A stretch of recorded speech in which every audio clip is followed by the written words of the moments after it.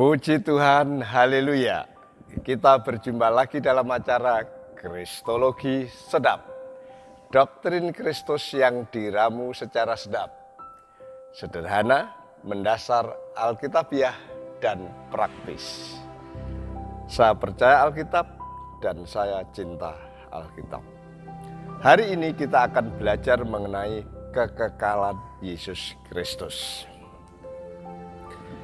Kawan sehati dalam Tuhan, marilah kita ubah mindset kita bahwa Yesus itu tidak dimulai di Bethlehem ketika dia lahir, kemudian hidup, menderita, mati, dikuburkan, naik ke surga, selesai. Tidak.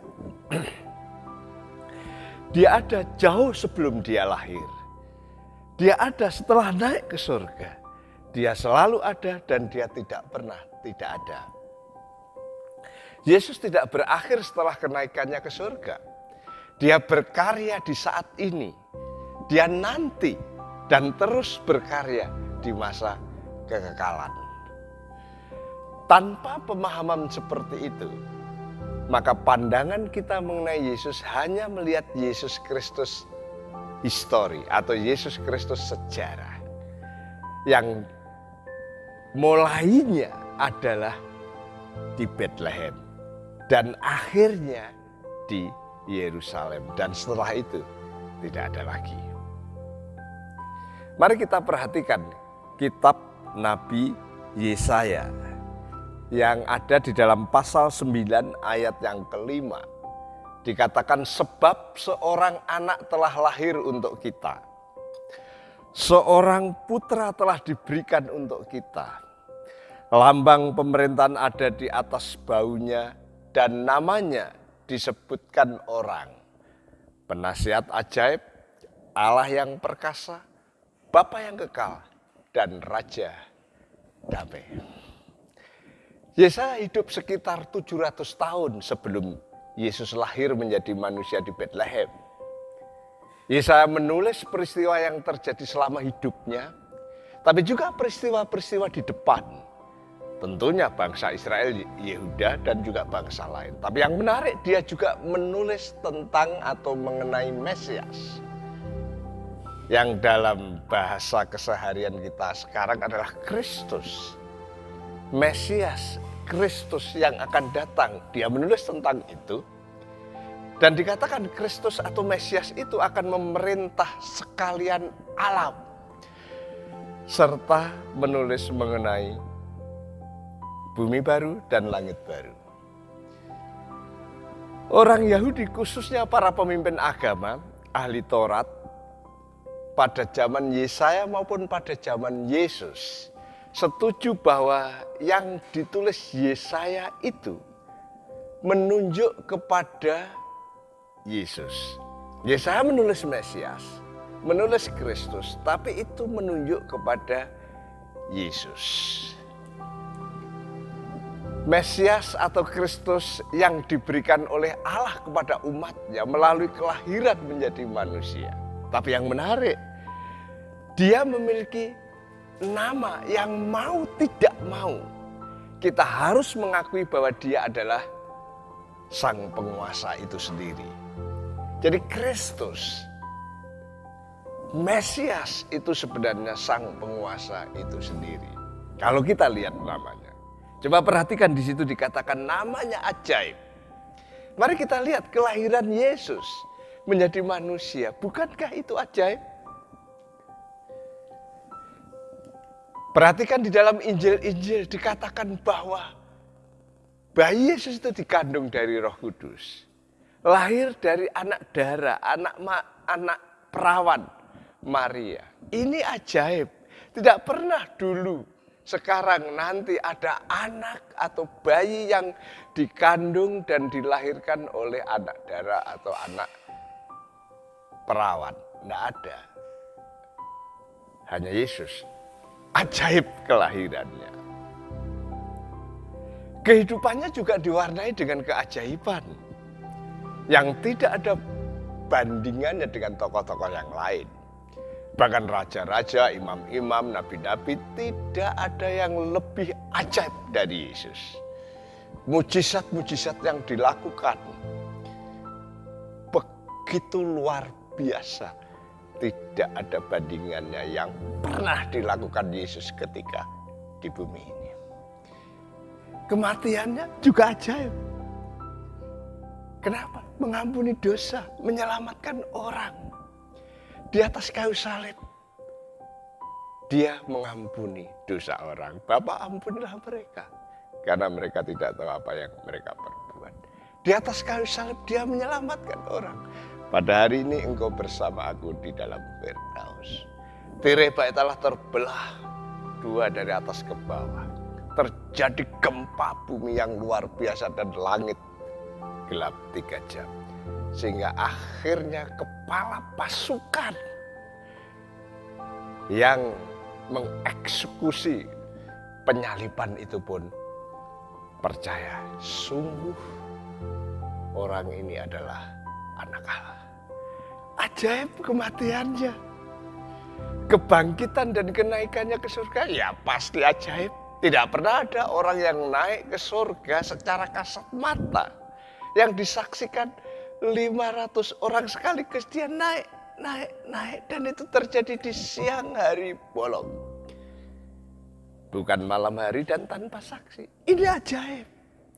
Jadi kalau kita perhatikan, Yesus itu namanya ajaib. Lahirnya ajaib, hidupnya ajaib, matinya ajaib, bangkit dan naiknya juga ajaib.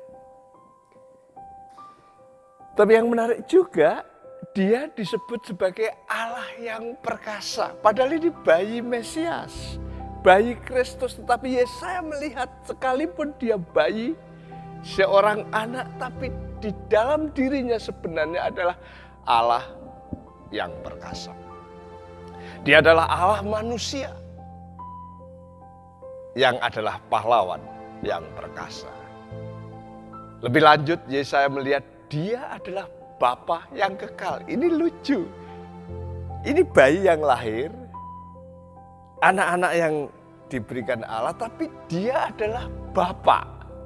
Artinya dia Bapa yang memiliki kekekalan, Bapa yang memiliki waktu. Waktu ada di tangannya. Kekekalan ada di tangannya. Justru waktu itu yang mengadakan dia, karena dia adalah pemilik waktu. Kalau demikian, Mesias atau Yesus Kristus yang dilihat oleh Nabi Yesaya kala itu, dia bukan sekedar ajaib. Dia adalah Allah yang sekaligus pahlawan bagi umatnya. Dia juga yang memiliki kekekalan. Waktu ada di tangannya. Mika 5 ayat 1 juga jelas di situ dikatakan, tetapi engkau, hai Bethlehem Efrata, engkau yang terkecil di antara kaum-kaum Yehuda, daripadamu akan bangkit bagiku seorang yang akan memerintah Israel. Perhatikan di sini, yang permulaannya sejak purbakala, sejak dulu kala. Dalam penderitaan dan kehancuran Yerusalem kala itu, Mika melihat ada harapan yang akan datang. Ada Mesias, Kristus, tapi di situ dilihat sebagai raja yang akan memerintah Israel. Mulainya dari mana? Raja itu dari Bethlehem Efrata. Raja itu mesti keturunan Raja Daud. Dan yang menarik, keturunan Daud itu dikatakan permulaannya bukan saat lahir itu. Awalnya bukan saat di Bethlehem itu. Dikatakan permulaannya sejak purbakala. Sejak dahulu kala. Artinya bayi yang lahir, Mesias yang lahir, yang adalah keturunan Daud itu kekal adanya. Sejak purbakala, sejak dulu kala. Dari kedua ayat ini kita tahu bahwa Mesias Yesus yang lahir di Bethlehem itu adalah pribadi yang kekal adanya. Dia adalah pemilik waktu, pemilik kekal. Permulaannya sejak purbakala, sejak dulu kala, dia kekal. Bagaimana dengan perjanjian baru? Ada pernyataan yang tegas bahwa Yesus itu kekal adalah apa yang dikatakan oleh Tuhan Yesus sendiri di dalam Yohanes 8 ayat 58. Yohanes 8 ayat 58, Tuhan Yesus berkata begini, kata Yesus kepada mereka, aku berkata kepadamu sesungguhnya sebelum Abraham jadi aku telah ada. Nah, dalam bahasa Yunani ini ada kata yang menarik. Dikatakan amin, amin lego yumin. Artinya apa? Ini benar-benar aku berkata kepadamu sebuah kebenaran. Artinya yang dikatakan Yesus itu sungguh-sungguh benar, hakul yakin benar. Lalu apa yang dikatakan? Yang dikatakan adalah dalam bahasa Yunani berkata, Prin Abraham geneste. Menjadi sebelum Abraham menjadi ego emi. Sebelum Abraham menjadi manusia, aku adalah aku. Ini luar biasa. Ini pernyataan yang mempesona. Luar biasa. Kenapa? Yesus bukan hanya sudah ada sebelum Abraham. Dikatakan ego emi. Itu berarti Yesus sedang menyatakan diri bahwa dia adalah Tuhan yang menemui Musa di semak belukar. Tuhan yang memanggil Musa untuk mengentaskan Israel dari perbudakan Mesir. Kenapa? Karena Tuhan yang menemui Musa itu ketika Musa bertanya, siapakah engkau? Nanti kalau aku ditanya orang-orang Yahudi siapa yang mengutus kamu? Siapa engkau? Di situ Tuhan berkata, Hayah Eser Hayah. Yesus di sini berkata, ego emi, yang artinya juga sama, Hayah Eser Hayah. Ego emi, aku adalah aku. Jadi jelas di sini Yesus itu adalah Yahweh yang mengentaskan Israel dari belenggu perbudakan. Dia kekal adanya, dia sanggup menolong Anda kapanpun. Dia tahu Anda bakal anak. Nanti kita seperti apa dia tahu, matinya bagaimana dia tahu. Kenapa? Karena dia pemilik waktu. Dia sangat mampu untuk menyelamatkan kita dari segala dosa dan akibatnya. Kenapa? Karena dia Tuhan. Dia pemilik kekekalan. Dia selalu ada dan tidak pernah tidak ada. Dia siap menjadi juru selamat saudara dan saya. Mari kita berdoa. Bapak, terima kasih karena kami tahu bahwa Tuhan Yesus itu bukan hanya dimulai di Bethlehem sampai Yerusalem, tapi dia jauh sebelum itu dia ada. Sebelum Abraham jadi dia ada, bahkan sebelum dunia dijadikan dia kekal adanya.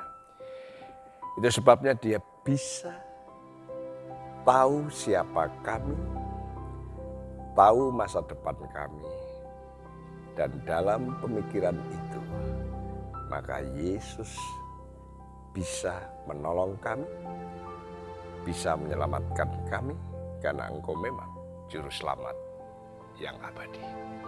Terima kasih Tuhan Yesus, dalam nama-Mu. Amin.